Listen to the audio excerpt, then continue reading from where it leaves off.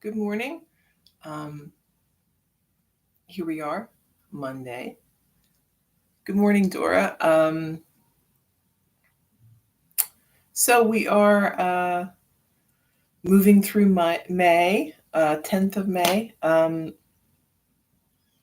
So I hope you all had a good Mother's Day. Um, Mother's Day and Father's Day are one of those days that um, I think we can all appreciate to some degree, regardless of what's going on in your life. We all had, a mother and a father. Um, Not necessarily do all of us still have mothers and fathers, and we may not have even known our mothers and fathers, right? I mean, that happens too. Um, but it's a creative um, force, right, that got us here. We came from something, and there is an ability to be grateful for that, even if you have kind of a conflicted relationship with your mother or father. It's more for me. It's more about the energy of that, the creative energy. So in the Hindu tradition, um, we don't talk about this much in our tradition, right? Our Western tradition. Where everything's seen as very kind of male centric and very patriarchal. God is kind of this guy up in the sky, right? But for some reason, right, we gender things. We tend to gender things in a male way. Um, in Hinduism, right, and don't get me wrong, they have issues in their society with gender problems and male supremacy sort of thing. But in traditional philosophy, there's a male and a female, right? And there's not one without the other. You need to have one of each, and um, they are incomplete without the other, which I think is a nicer way to look at things than than to have one person being the important one and the other person forgotten about. So um, the female energy is called Shakti, and it is very active and very uh, creative, right? It brings something um, to life, right? Just as women have that ability to do that with children. Um, but I think even if you've never had children yourself, that idea of shepherding something to fruition is something that we can all relate to, male and female, right? Um, you can have a motherly influence on anybody or anything. We may, each of us have had projects or organizations or groups or whatever that we felt, kind of a maternal influence over, right? We maybe help them grow, help them expand, help them on get on their feet and going because um, female energy in its highest form is about that. It's creating, but it's also sustaining and then letting things go, right? Moving things along. So, um, in the best way, um, and if you think about it like a child, right? You don't want that child to be tied to you forever. You don't want that child to be dependent on you. You want that child to be able to support themselves and to take care. We've done our job, I think, when they can get to that stage. Um, and with all things, right? That is, that is certainly a good goal to have. Um, we don't want to have um, we don't want to have things hindered or hampered by our efforts. That would be incorrect, right? That would be incorrect usage of your creative energy. So, um, for anyone who feels sad on Mother's Day, right? Maybe we are missing our mother or a motherly influence, or we feel like we haven't really had an opportunity to use that, there's always, something for you to do. There is someone out there who needs somebody to check in on them, somebody to um, take an interest in what they are doing. You don't have to be mothered to mother. Um, and in mothering others, you actually stoke that energy and build that up within yourself so that you yourself are, right? It's a circle, it's a cycle. And when we jump in and participate, we actually can heal ourselves through this. So if you do have kind of a conflicted uh, relationship with your mom, sometimes being the mom that you never had can heal that space within you. So um, it's not something to um, dread or to avoid, right? And I think a lot of people sometimes do, right? They really dread some of these holidays because they don't have good memories of their family or good relationships. And um, we can always change that, right? Even if that person isn't here anymore, even if that person refuses to participate, right? Sometimes you get that where um, the relationship, the communication is so broken that there really is no going back. You can still work on it from your end and getting at peace with your part in that. Um, we don't let other people hold us hostage. We are able to do our own thing and to come to peace with wherever we are. Um, so be um, participate in this. Participate in this being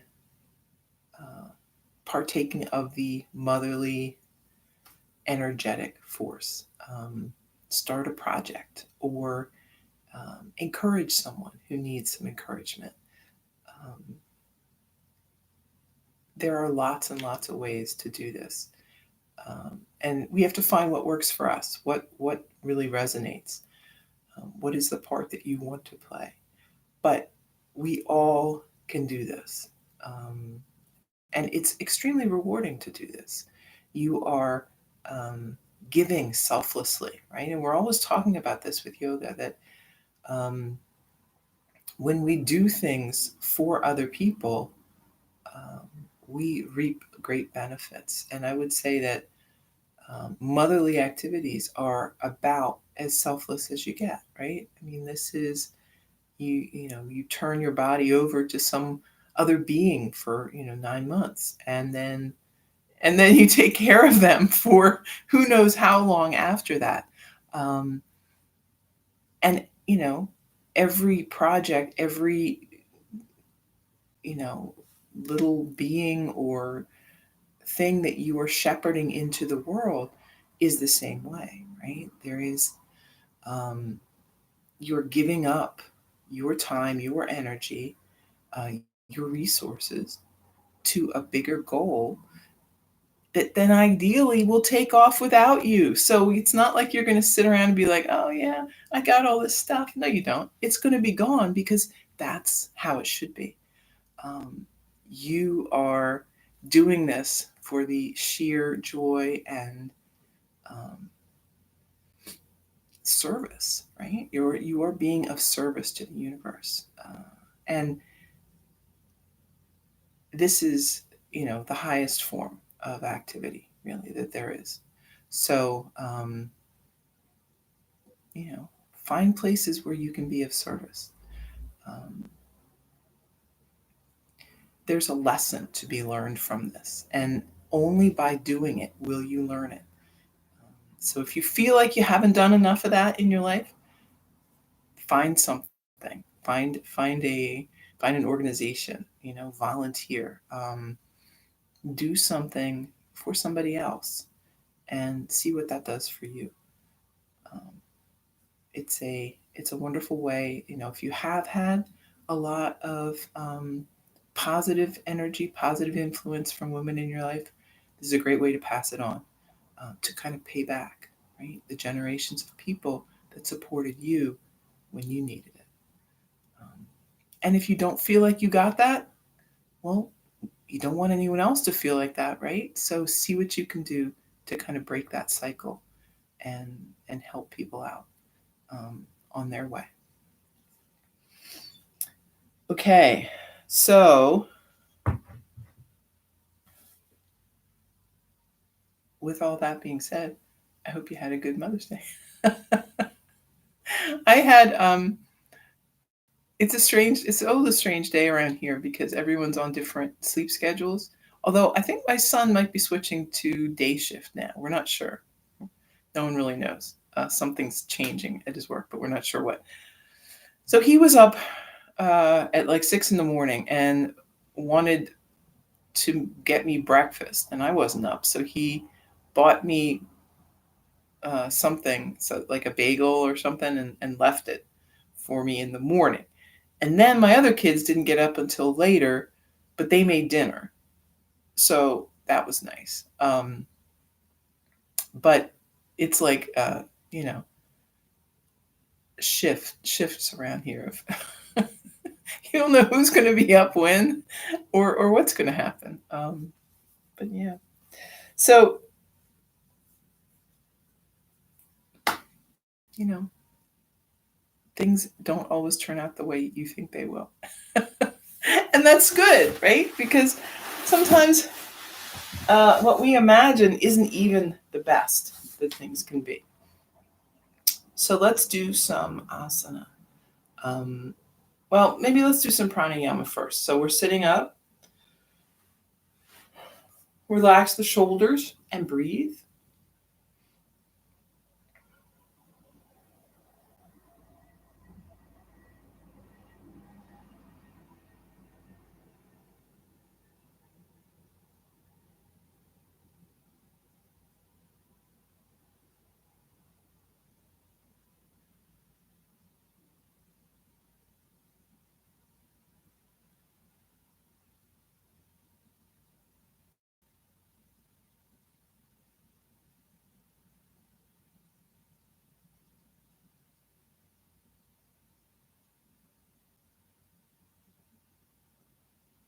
Make sure you're relaxing through the body so that the lungs can really expand.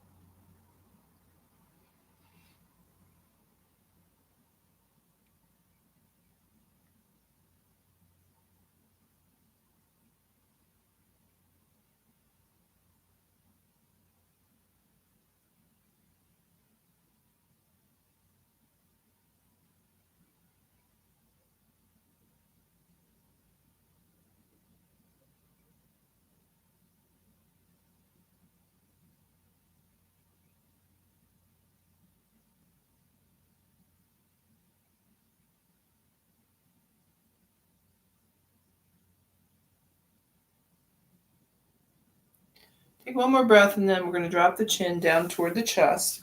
And just let it hang there for a little bit.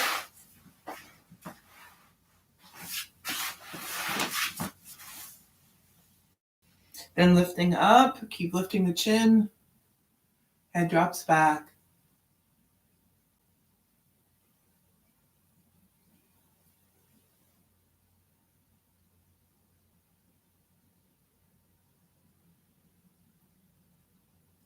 And back to center, take a breath, and then lowering, head to the right.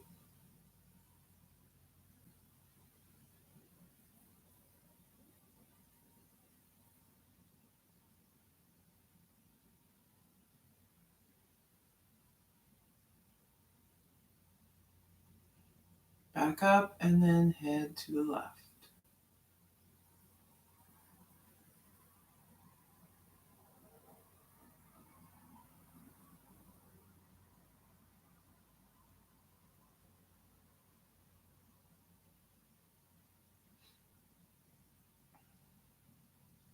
And back up. Let's walk the hands out in front.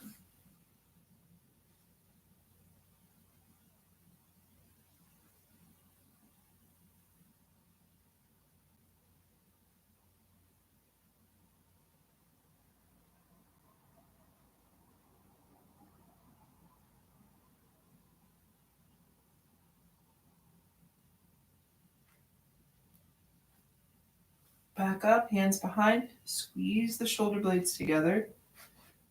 Gaze up.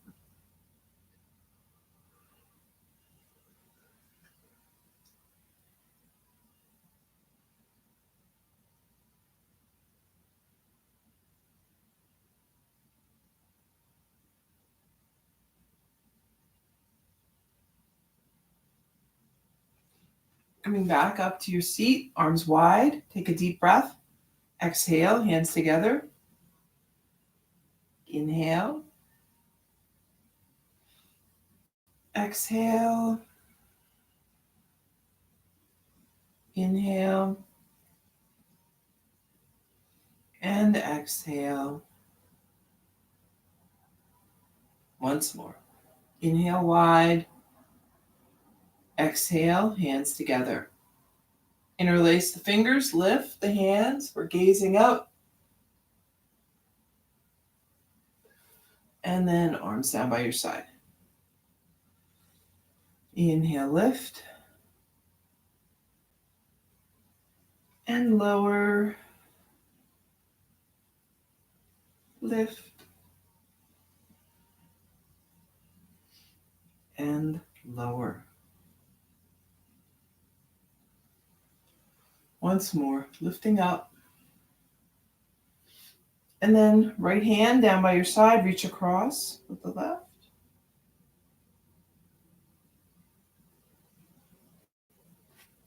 Switch sides.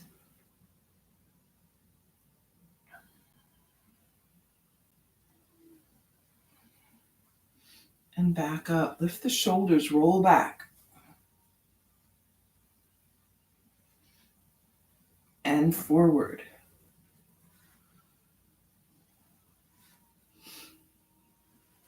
Right hand on left knee, left arm behind you. Sit up tall for a deep breath and then a twist.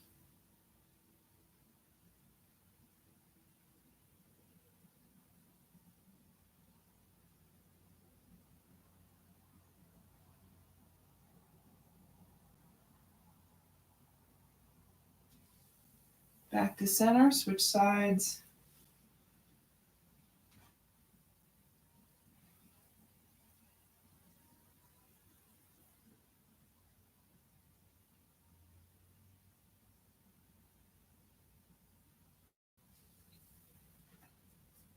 And back to your seat. Tabletop.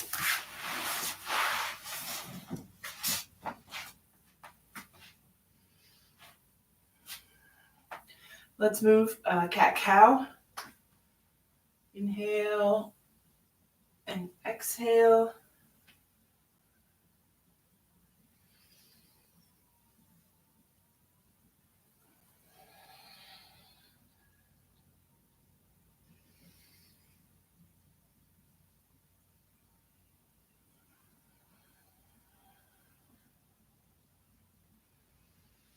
And then sitting back on the heels.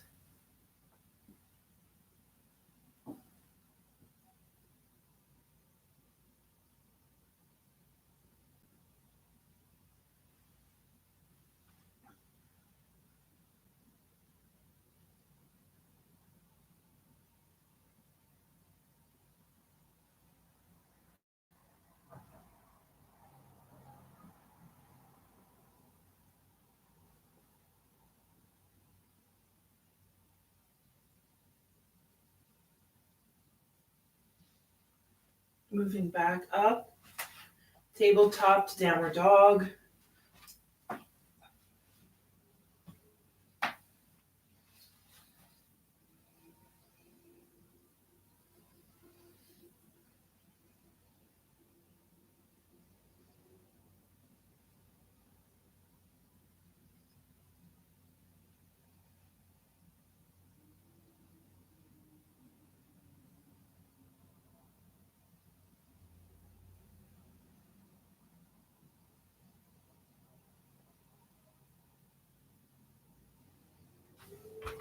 Walk the feet up. And then we're here in a fold for a few breaths.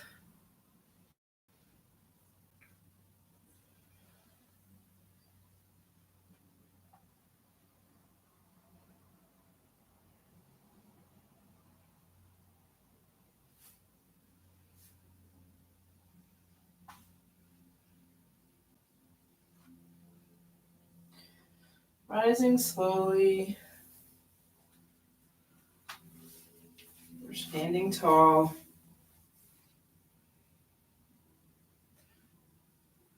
Breath in, breath out.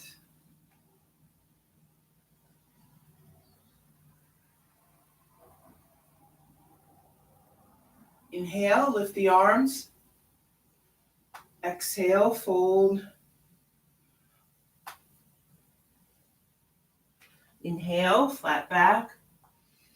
Exhale, fold. Lift on the inhale. Hands back by your side. Breath in and breath out. Inhale, lift. Exhale, fold.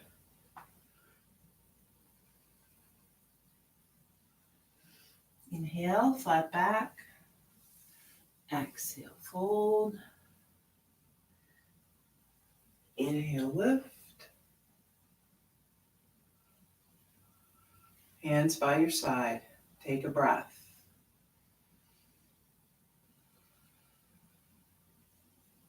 Inhale, lift. Exhale, fold. Inhale, flat back. Exhale, fold. And then lift the arms high. We're back to mountain. Breath in and breath out. Let's step to the side.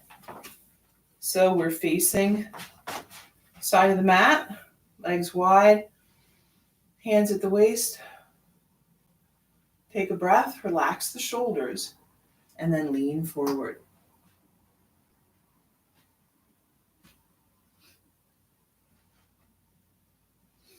And bring the hands down onto the legs or onto the floor, your pick. Just relax here, breathe.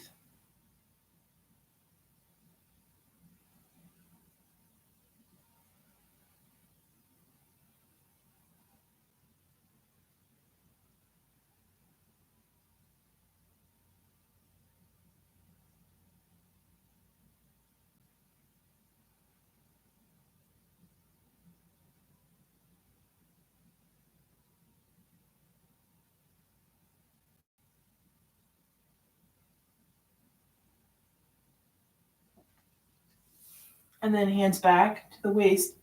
Use that strength in the legs. Lift you up.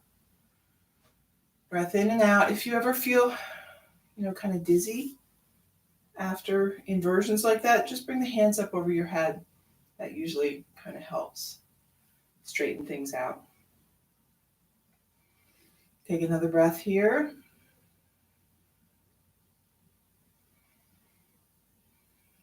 And then we're going to fold again.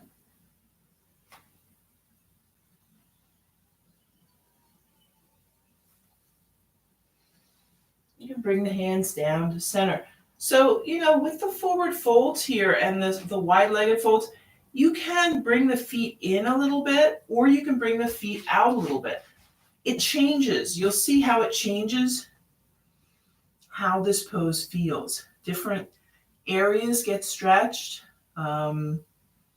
depending on what you're doing. So you can mix it up, right, and try one way and then another.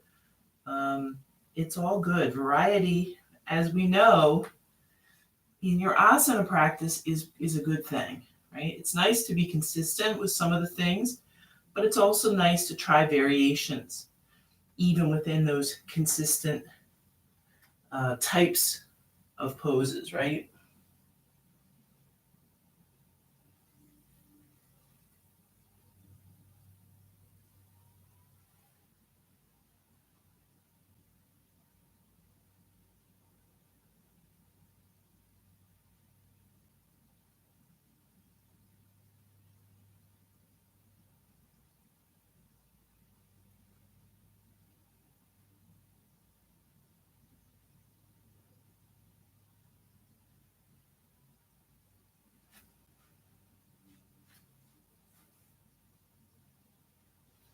And then we're back up.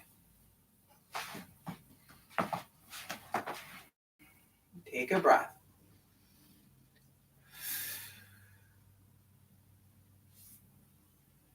And then let's do a couple balance while we're standing here. We can start with tree, right? Standing on the left, we're bringing the right foot in. Maybe kickstand or further up. Lots of options with this.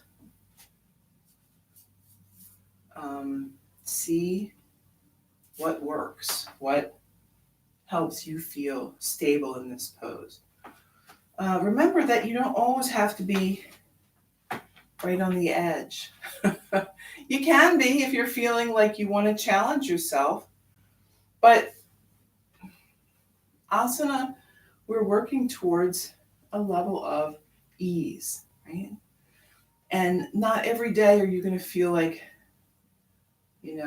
really striving. You might just be maintaining. This is okay too, right?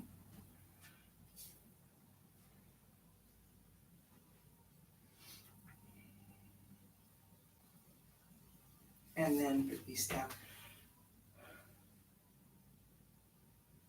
I was going to sneeze. No, I didn't.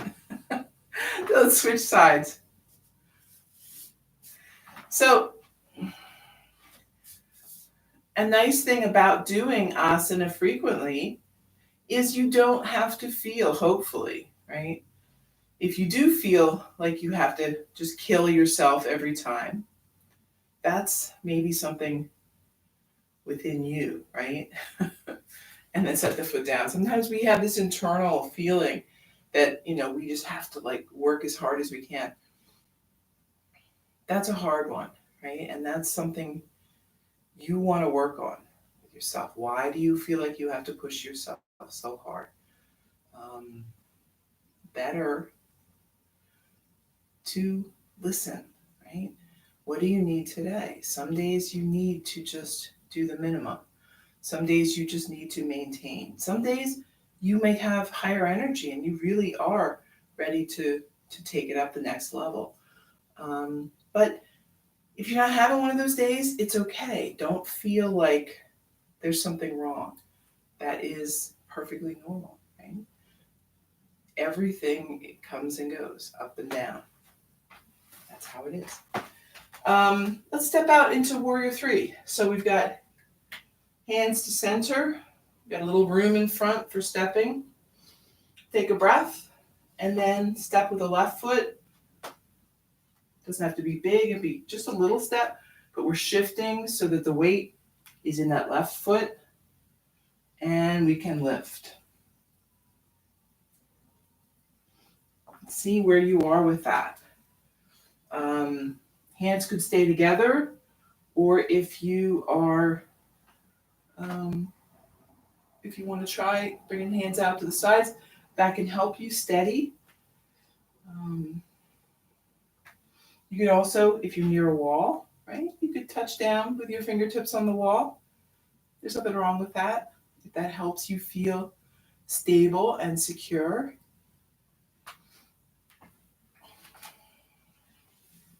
And then set the foot down. Take a breath. And then step out with the right foot. And then see how this side feels. So there's nothing wrong with using the wall or using any sort of blocks or support if you need to. What we want to do is get the body to feel the pose. Maybe you need a little support to feel that. If you can never get into any kind of pose, how are you going to build the strength? How are you going to build the balance? Using those things are not a bad thing. But I would challenge you, if you do it all the time, try it every now and then without. Just give yourself a moment. Lift the fingers up. Step a little further away. Just try it. You will be surprised, right, at how you progress. And that until you try without, you'll never know that maybe you don't even need that anymore. And then bicycle out the legs.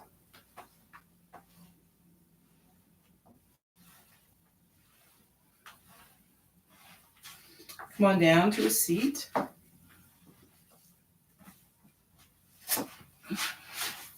Soles of the feet together, sitting up tall. Lean forward.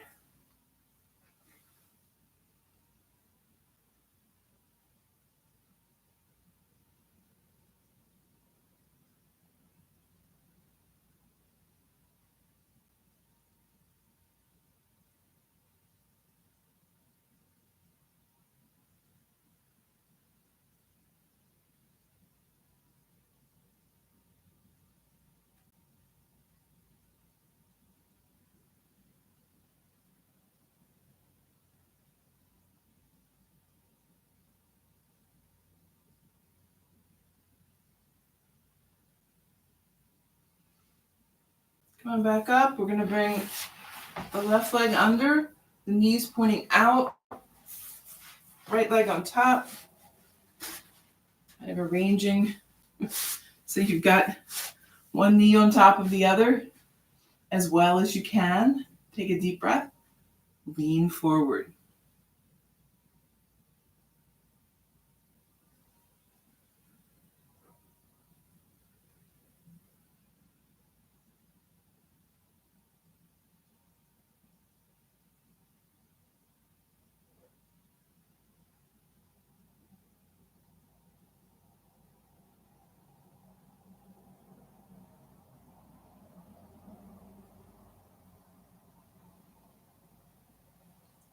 Come on back up. Switch the legs around.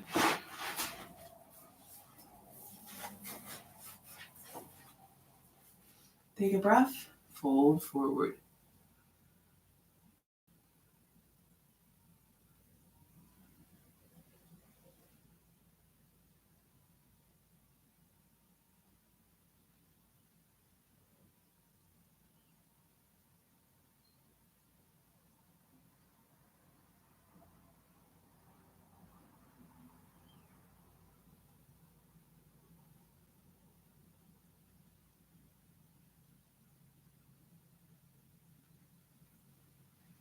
We're back up. Both legs out in front. Take a deep breath. Fold forward.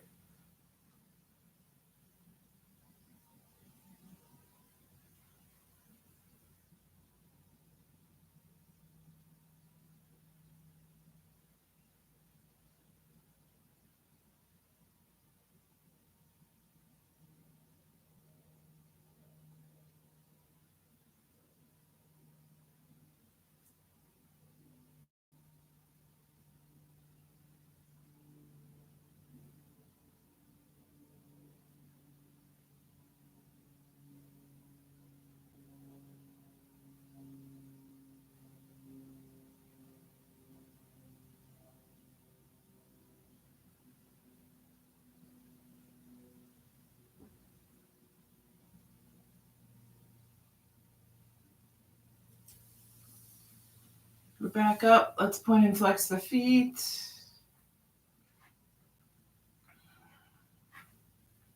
Rotate through the ankles.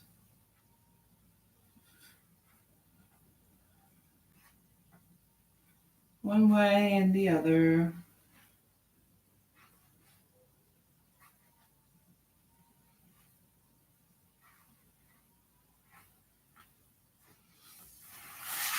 And then bend the knees. Soles of the feet to the mat. We're lowering down.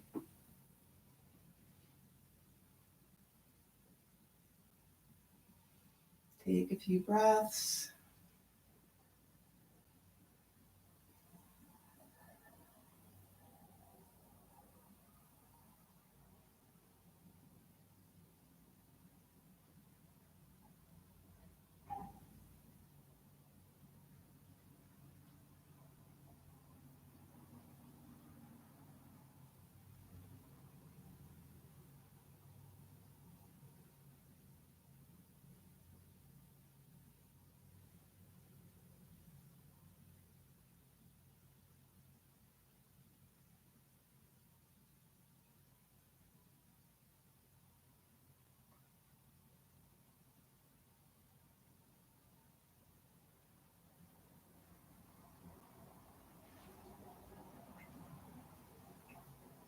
Bring the right knee in. Extend the left leg. Breathe.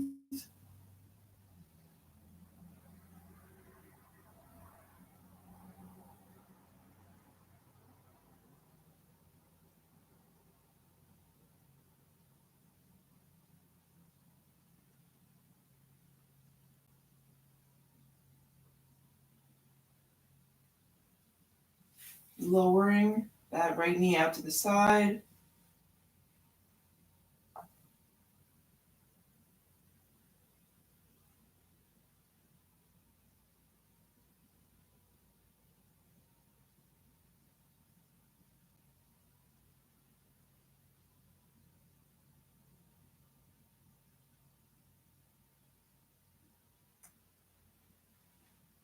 Then back to the center. Bring it across the body. Breathe.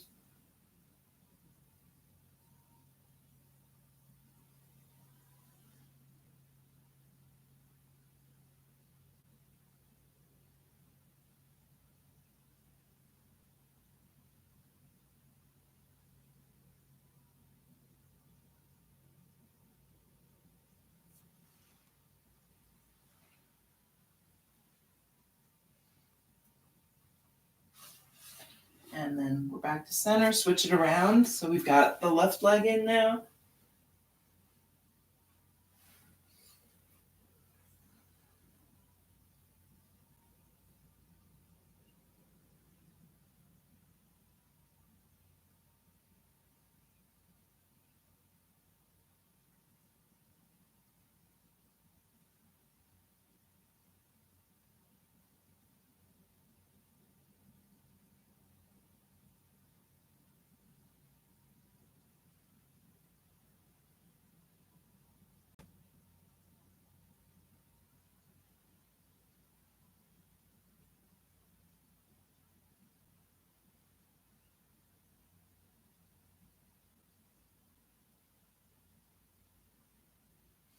Lowering the knee out to the side.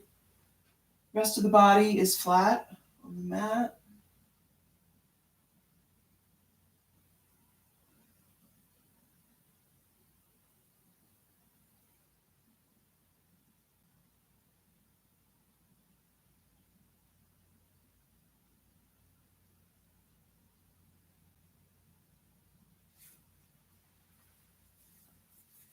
Bringing that knee to center and then across the body.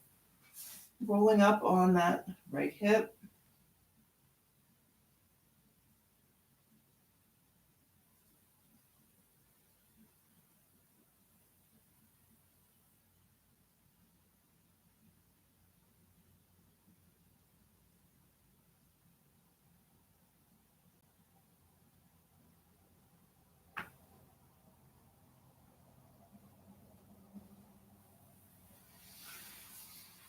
And then back to center. Extend both legs and arms. Relax here and breathe.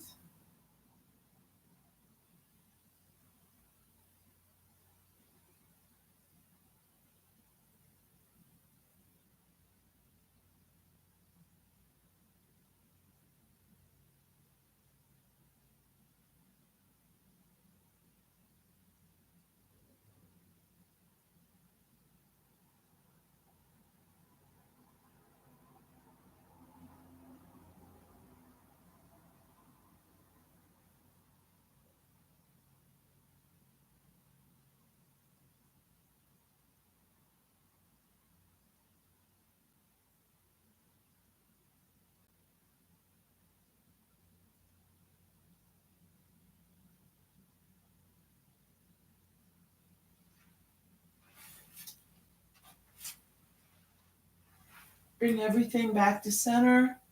You can rock a little side to side.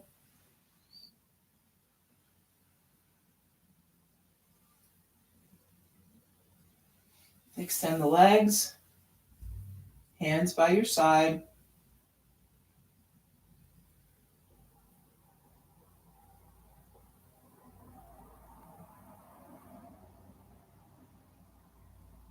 And when you're ready, lowering down. You do both together or one at a time.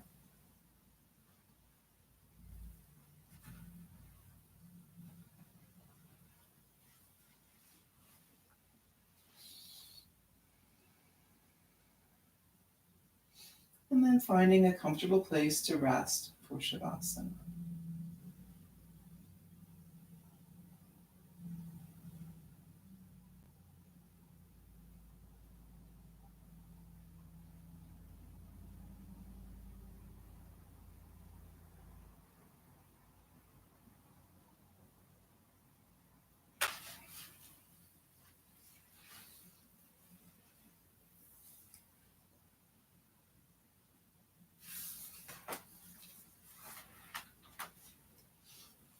Finding that peaceful focus to keep you calm and present in this space.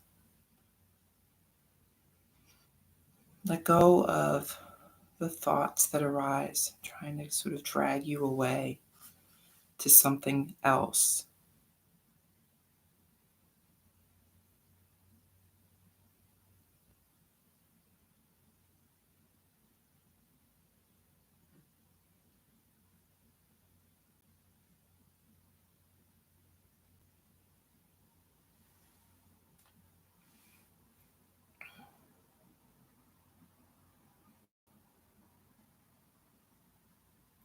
So when I hear people say they don't like the quiet, that they need a distraction, um, I know that they are not in control of their mind, right? They're letting their mind be in control of them. So the mind is always looking for stimulation, for activity, for input, right? That is why we seek out new and interesting things, right? We use the sensory organs to take in this information, and then our mind kind of gobbles it up and does, you know, what it does, which is analyze it and judge it and evaluate it. And all of these things that are so valuable, are so useful in this beautiful system that we have. But just like any other activity, it can develop, overdevelop, right? It can take over what it sort of grows and grows and takes up all the real estate in your consciousness and your body, and everything, and to the point where it can be exhausting. So if you've ever like watched TV for a really long period of time, or worked at the computer or something like this, you know this exhaustion, right? Even though you aren't physically active, you are just worn out, right? It is so much so much energy to process all this information and to make sense of it, right? So, what we want to do is moderate this. We want to know that taking a break from this is okay. Allowing the mind to take a break, um, to quiet things down. And um, there's nothing wrong with this. The mind isn't going to like it. The mind is going to be searching and seeking for more input. Um, that's why it's nice to give it something, right? We've talked about this before, this idea of a little visual, or maybe a picture or a visualization of some peaceful place or thing, um, that can give the mind a little something, but not so much, right? That we are getting our distraction, um, or it is a distraction, right? We're being distracted. We don't want that. Or a mantra, right? We talked about this mantra, this idea of words or a word or a few words, um, that we can kind of go over and over and over with your mind. All of these are ways to kind of tread water, I guess, is a good way of saying it, with your mind, so that you have a chance to listen to something else. Not this constant, um, wave of information from the mind, but something deeper, that um, communication from the soul, from the spirit. That is also coming. It's not as frequent, right? It's not as loud. It's not as noisy or um, demanding of your attention the way your mind is. It's quiet and it is easily missed, but it's persistent. So if you miss it, if you, um, if the chatter of your mind overtakes it, it's going to just keep coming. So if you give it some space, you will hear it. So find out, what do you need to do to give yourself that space? What works best for you to keep the mind at peace? Um, to direct that attention within instead of without.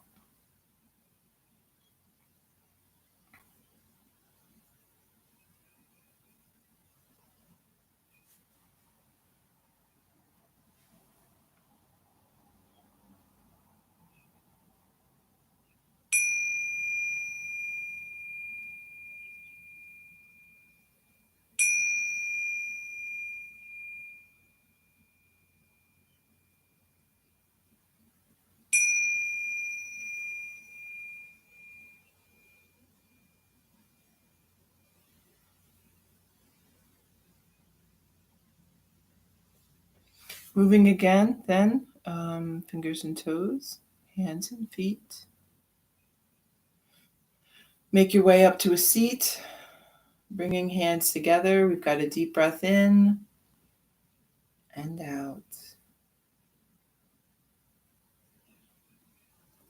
Thank you for taking time today for yoga, for your practice, and for sharing that practice with me. I hope that you have a very good Monday. Namaste.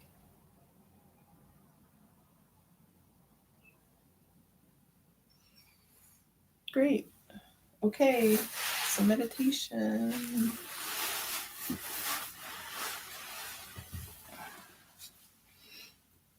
5 minutes of more of that listening within. So sometimes I think of meditation as, I don't know if you guys ever did anything. It's not even around anymore. I don't think shortwave radio is even around. But it reminds me of that idea of with shortwave radio, you were scanning the frequencies, right? Looking for some communication, looking for someone who was also sending out, right, some information. And sometimes it would be very far away, you could barely hear anything. And sometimes it would be surprisingly loud. Um, and it might shock you or take you by surprise. In a sense, meditation is kind of the same thing. We are leaving ourselves open for that communication with the spirit, with the soul. Um, we are listening. And you might have a lot of sessions where you don't hear much at all. Um, and then all of a sudden, you hear a lot. There's no way of knowing. We have to be patient. Um, that is really paramount. And I think sometimes meditation, one of meditation's most valuable parts is helping us with that patience, helping us with um, just being and not always needing a payoff, not always needing a result. That sometimes just being there is enough. Sitting comfortably, breathing.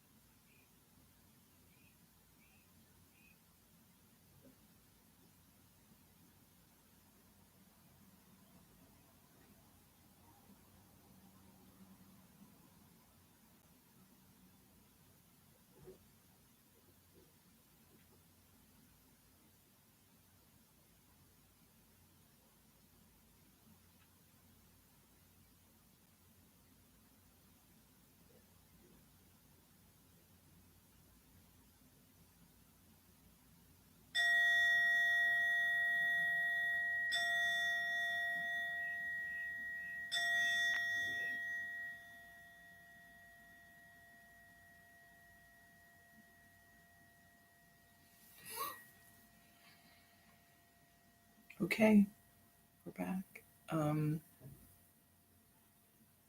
Hopefully that was a useful experience for you, one way or another. I'll be back tomorrow for more yoga. Enjoy your Monday. It's chilly today. I don't know. This whole week is going to be kind of chilly, but we'll get some stuff done. All right. See you tomorrow.